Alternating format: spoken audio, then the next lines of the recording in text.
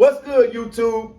Once again, this is your boy, the one and only OG Hollywood, coming back at you with the Ferguson Chronicles, better known as DAYROOM Talk. Bringing it from the day room to your living room and sometime to your streets. However, we have a guy here today that goes by the name of Asbury. Derrick Asbury, that is. Born and raised in San Antonio, Texas. I had the privilege of meeting Mr. Asbury on the Ferguson Unit. Wasn't that many guys on the Ferguson Unit out of San Antonio. But like I said, I had the privilege of meeting Derrick Asbury on the Ferguson Unit. He's here today to tell his story and his time spent on the Ferguson Unit. Therapeutic stories from real life people with real life stories. Let's tap in with Mr. Asbury, please. What's good, D? What's up, Wood? Oh, man, I'm here today, man, just to tap in with you to see what's going on with you, man. I ain't seen you in so many years, bro. Last time I seen you, you had a baby face, no hair, and today, 2022, full-grown man, full-grown beard. Salute. So today, man, what I want to do, man, I want you, like I said, matter of fact, I appreciate you for coming on the show first and foremost. But what I want to do, man, today is tell the viewers where you from. Just as a matter of fact, it's just a little bit about you, man. But we're gonna start out telling the viewers where you're from. I'm from San Antonio, Texas. Okay. What led you to prison to begin with? I caught a murder case. So let me ask this. When did you arrive on that Ferguson Unit, bro? The end of 92. End of 92. What was it like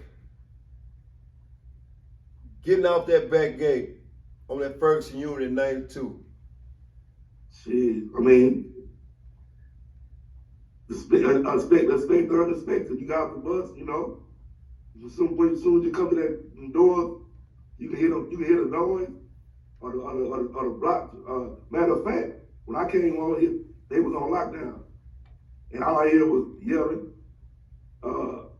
talking, hollering. That's all I heard. But you know, I mean, you know, you're gonna be nervous. You don't know what to expect. You know, first time locked up, penitentiary. You know, you get over there, and shit. My first day there, as soon as I walked in, I wasn't even in there about 15 minutes. My homeboy McCain came down the hallway. I guess he was going to the laundry or something. He hollered at me, you know what I'm saying? Laced me up and shit. I was good.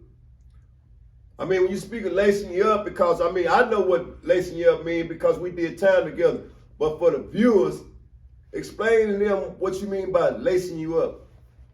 You know, you just tell them, do your time, you know what I'm saying? Stay out of fuck business, watch who you fuck with, nigga down line and niggas, approach you, you know what to do, that's all you gotta do, stay, and shit, do you from the streets, you know how to do it. What was that first week like on that Ferguson Unit? I mean, it was kind of like hell for me. I was sick that first week. I think I caught the flu that first week or something. I know I had something. I was sick that first week. But after I got over that, that first week, the first couple of weeks be probably your hardest week to get used to everything. But once you got to get used to it, get your routine now, you be good. What was your routine, bro? Shit, work. In the day room watching the sports. Speaking of work, man, what was your first job on that Ferguson Unit? Your very first job? I was in the field, but my first job that I got, I was S&R closed custody. And what was that like? I mean, it was cool over there. That's, I met a few dudes over there. That's why I met Shabazz was over there. I met a few dudes out of Dallas, out of Houston, Fort Worth over there. It was cool. But I got fired from over there too. they're taking some stuff on from out there. You know how niggas look out for you, move something for them, they fade. And I got coming up out there, they swing me down. I had some money on me, some pouches and shit, canned goods, and they goddamn me, they moved me that day. So you get fired from that job. What was the job after that job? Kitchen. Tell us about the kitchen. Man, the kitchen was I guess it was all right. I didn't want to go there at first. I didn't want to go in the kitchen, but I guess the kitchen was all right. That's really where everybody worked at. Shit. Well, I mean, but it was cool in the kitchen. The first time around when I was in there, when they had, the first time when I was working in there, I worked the shift where we'll go in, serve breakfast, then we'll serve lunch, then we'll leave. Bring another shift in. I mean, but it was all right. What was your job in the kitchen? You was cook, serving line, or what? Serving line. I was from the serving line, the floor, the dish room, in and out. So, for the viewers, SSI Kitchen. All right, so tell us about them fields, man. I think my worst time in the field was when we had to pick cotton, because that made me think about, what my people, been through, and we still picking cotton nowadays, today.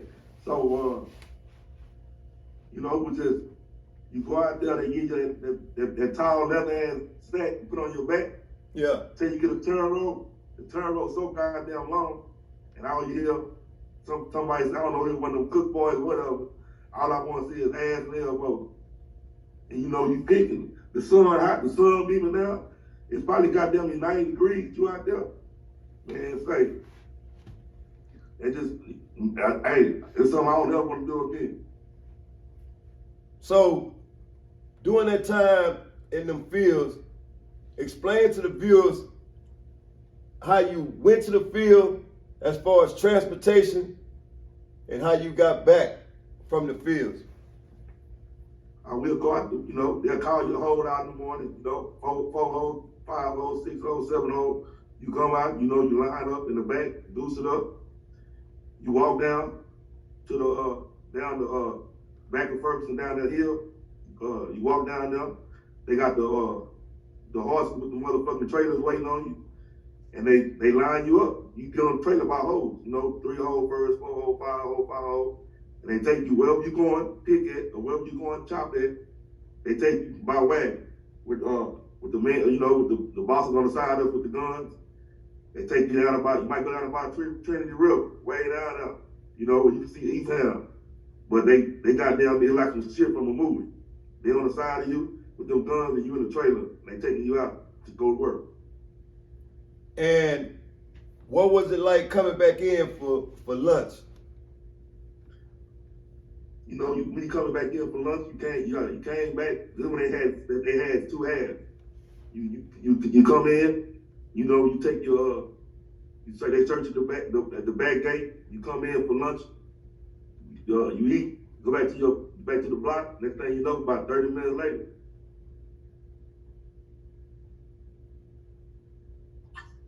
Six hole, y'all going right back out.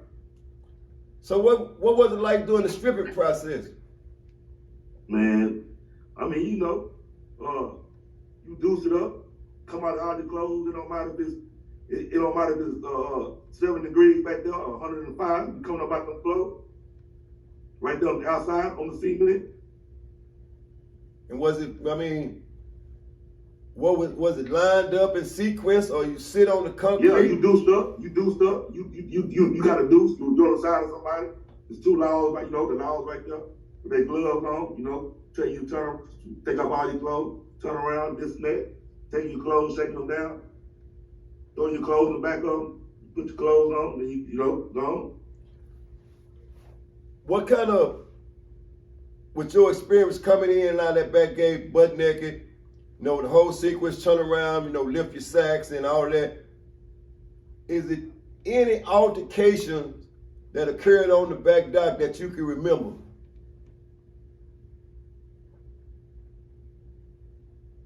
mean, a lot of stuff that happened. I seen dudes fighting back there, you know, loud jumping on somebody back there.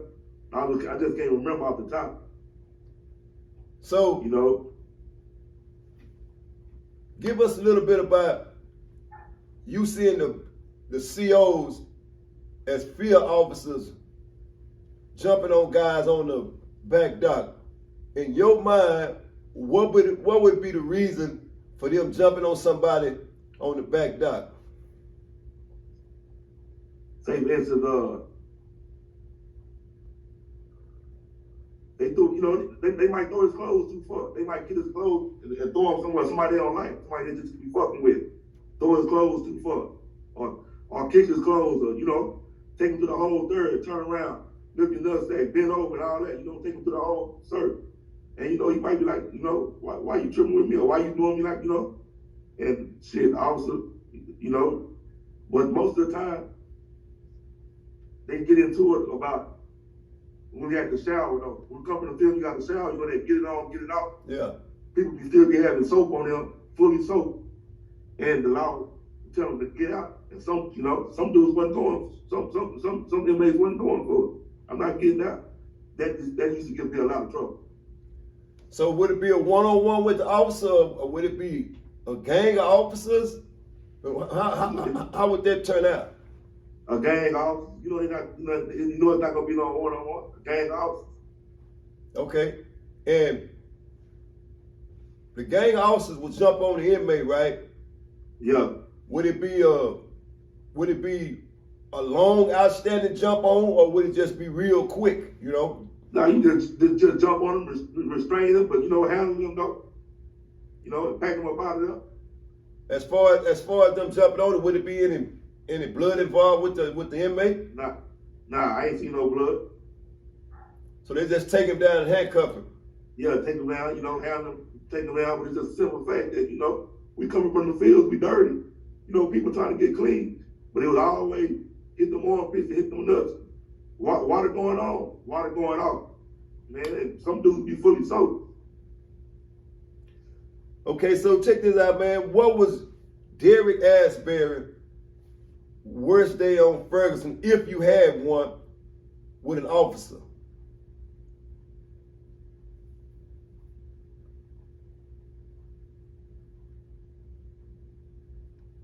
Man, I really can't think. I really ain't got into it like that with no officer, like bad.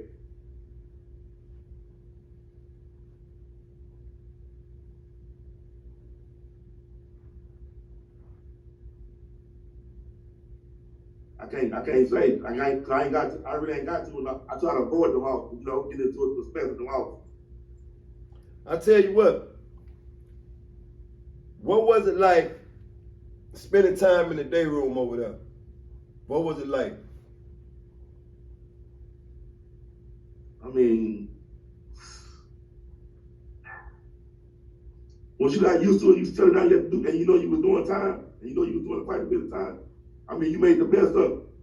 You know, I met some, you know, I done ran into some real dudes, met some real niggas in that day room, you know, from all over. So, I mean, I made the best of it. You know, come out there and watch my sports, you know what I'm saying? And just chill. I made, you know, it's something that, you know, I put myself in, something I had to go through. So, you know, I had to make the best of it in that day room.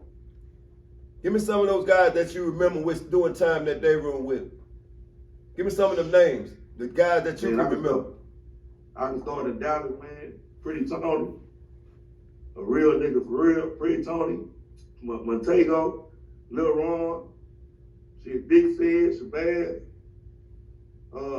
I can go to Fort Worth, Drake, Woodard, Daco, Sid. Now goddamn me come to Houston, God, Big Clank, Island, you know, shit. The list goes on. Somerville, you know, a whole lot of dudes, man. I just, you know, from different cities, man. That once you get over, it's like once you get over there, man, it don't matter where you from, man.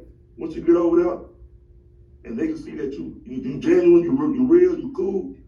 I mean, you get along with, you know, you're gonna be good. You can get along with anybody, man. To me, it's like you get along with, it don't matter what city you're from. Everybody not on that city shit. Let's talk about that chow hall food, man. What was going to that chow hall and eating that chow hall? What was the experience of just sitting around in the chow hall and eating in there on a daily basis for 3 meals? What was that like? Man, that shit was trash. The food was trash, but you know, and you didn't have no commissary, you had to go get it. You know, and I ain't always had commissary, so I had to go get it. But it was bullshit, man. Something, you know the food trash, especially on Ferguson. So then you know the child kind of not that clean either. So you know, I guess I made the best of it, man. So shit. But when I had food, when I had commissary, I wasn't doing that child. So I know, like I said, we both was in prison, and I can remember a certain meal that none of us liked. Yeah. And that was that Vita Pro. Man, that was that bullshit. What was that like to you eating that Vita Pro? What did that remind you of? Like, man, it was like some slop to me. I only, for real, I probably ate it about 2 times. Because I couldn't stomach it. You know, the smell, and you know it was just fake. I couldn't do it. So, tell us the importance of that commissary and the repercussions and consequences of talking in that commissary line doing going to commissary. What was that like?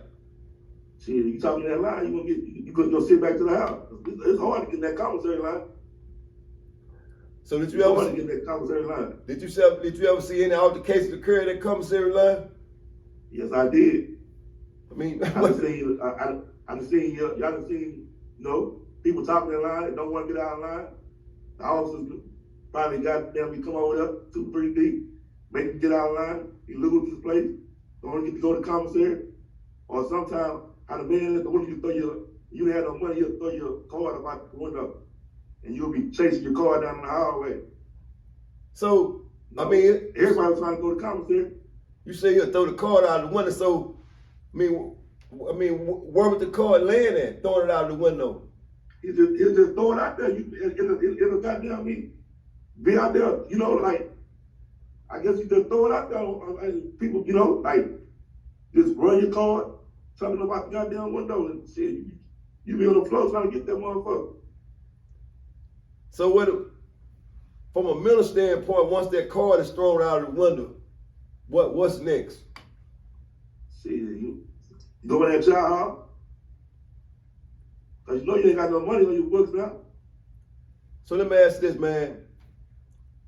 How did you prepare yourself every day on a daily basis to function inside of the institution?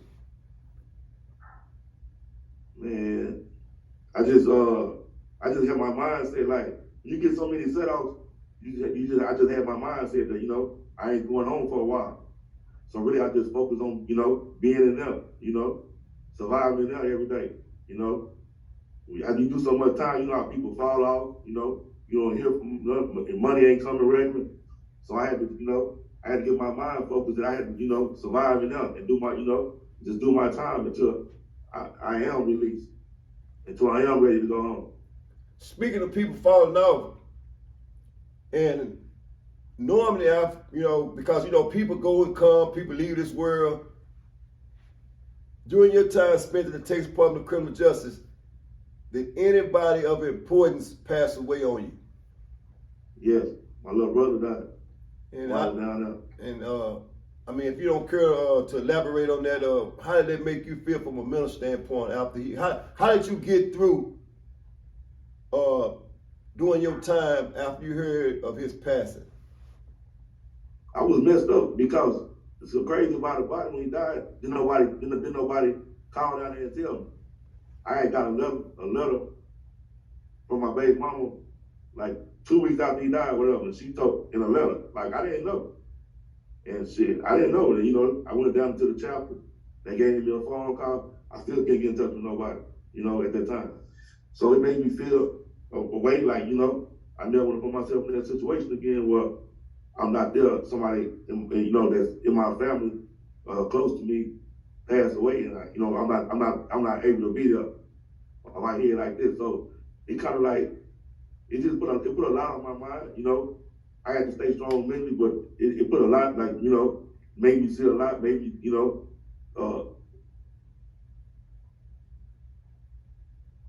I can't put my, you know, once this is over with, I can't go back to this house. You know, life is too short, and you know, my little brother was, when I got locked up, he was probably 21 years old. He died when he was like 20 or 19 years old. So he was young. He died like 19, 18, something like that. He probably was older than us. Well, I know he was a baby when I got locked up, and you know, I ain't never spent no time with him or nothing like that. So since you've been out, man, how did you readjust from a mental standpoint since you've been in society, man, after being locked up all those years? And I just got out.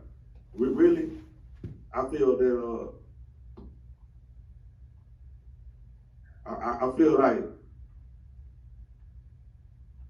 God made me do that time because he know I wasn't ready. You know, if I would have came home in 10 years, 12 years, 13 years, he know I wasn't ready. So I done 18 years, you know, flat. And I just got out, and I was keeping my mind, and I do it to this day. I keep in my mind. I don't ever want to go, you know, I don't ever want to go back. I don't ever want to get no people no more in my life. You know, ain't nothing cool about being locked up. And you know, it's just being away from your family, being told to go to sleep, not be able to do nothing, to move around.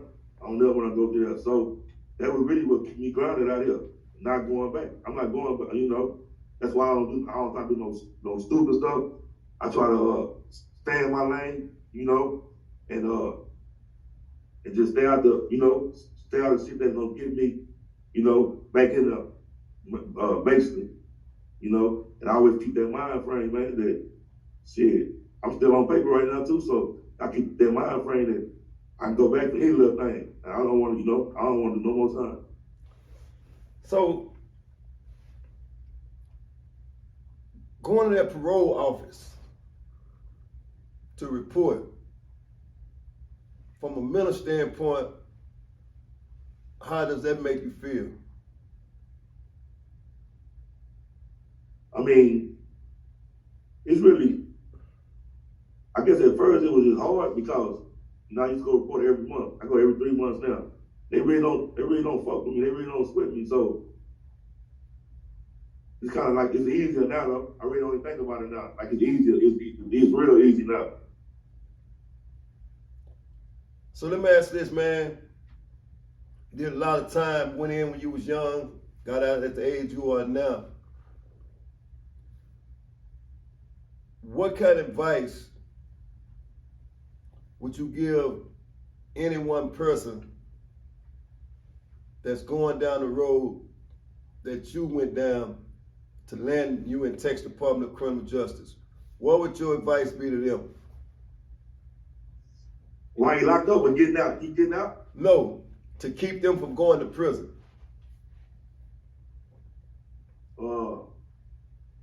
It's not worth it. It's not worth it at all. You know, the best thing you can do, you know, it's not worth it. Don't go down that road. It's too much opportunities out here to do anything that, you know, that'll get you down that road. You know, you got too many chances. When you wake up, you know, you got a chance, you got a choice, you know, so you don't want to go down that road. You don't want to get, you know, none of your life away, you know. You just gotta, I know, like right now, I know times are hard out here right now for a lot of people. I know it is. All the pandemic, all the stuff that's going on, the coronavirus, the virus, and all the stuff that's going on, I know it's hard. But still, there's no way you can put yourself, you know, in a way to get yourself locked up, and your family ain't really gonna, you know, you're gonna be away from your family, you're gonna be down there, it's really gonna be harder down there, you know. So Anybody try to go down out there, it's not worth it. It's not worth it at all. So, you know, you got a lot of guys that get out of prison, right? Yeah. And I'm quite sure you've probably seen, you know, video after video of people glamorizing prison. Yeah. Right? What would be your take on that? As far as today, me and you doing this interview, I'm interviewing you and you telling your story. Would you consider this interview that you're giving to be a glamorous interview, or you just sharing your story with people to try to stop them from committing the same mistake that you committed? Me just sharing my story. I don't feel like it's glamorizing no being in prison. I don't feel like none of the the interviews you did to me. You know, it might be to somebody else, not to me. So we just telling our story. We got a story to tell. Everybody that's been locked up, everybody that was on Ferguson, and on Power, Vito, or whatever. Everybody got a story to tell. You know, we not on here saying, oh, none of that, knocking niggas out, none of that. We just saying that, we've been through it. We've been through the trenches. That's all. We ain't glamorizing. I don't want nobody to go that route. I'm not telling nobody to go that route or going to prison. Cool, nah. We just telling our story. We just telling how it is. Just telling the facts. Once again, real life stories from real life people. Never glamorizing to be locked up in any institution, whether it be in Texas or out of Texas. But the story has to be told the right way. Real life story, real life people. So on that note, man, like I always do with anybody else that gets interviewed on the Ferguson Chronicle, keep it real, never fabricate.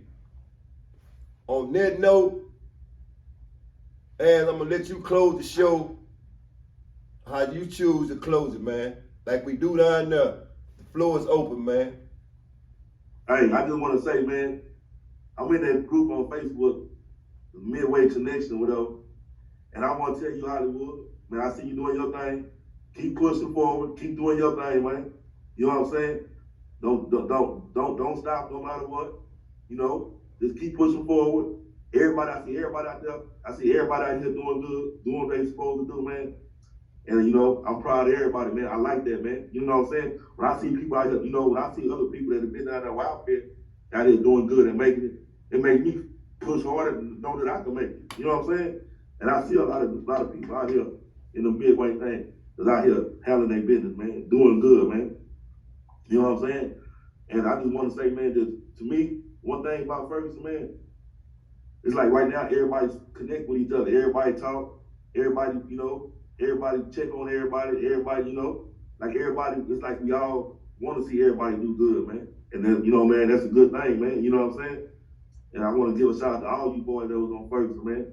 I haven't ran into nobody, Dallas, Longview, McAfee, Lil Pop, you know what I'm saying, showing up. All y'all, man. Everybody out here that's doing good, man. Keep pushing forward, man. Goddamn me, whatever get in your way, knock it down, man, and keep on moving, man. And I appreciate you, Wood, for having me on here, telling my story, man. And everybody, man, just goddamn me, stay positive, man. Shit, keep nothing but good energy around you, man. And, keep goddamn me trying to get to that bag, man. That's it. So with that being said, I have one more question for you, man. Yeah. Right now, as we speak, man, how does it feel on the inside of you to be able to get your story out and to be heard, man? How does that make you feel? It makes me feel good. It makes me feel good because, because we all, like I just told you a while ago, we all got a story to tell. Anybody that been down there that did time on them, especially on a unit like an old unit like Ferguson, where the water go off for 2 or 3 days, the lights go off for 2 or 3 days. you know, we've been through some shit, you know, and we all, I feel like everybody that's in that midway, we got a story to tell. You know, we done been through something, we've been through the trenches, man. And we made it, and we out here, you know, everybody here doing good, living good. And goddamn, God bless everybody, man. Once again, real life story, real life people. Coming to you live from the Ferguson Chronicles. With that being said, Asbury, I salute, man. Keep your head up. God bless you, your family, and anything you touch, bro. Salute. Salute too, boy. Appreciate you having me on. It's a good look, man.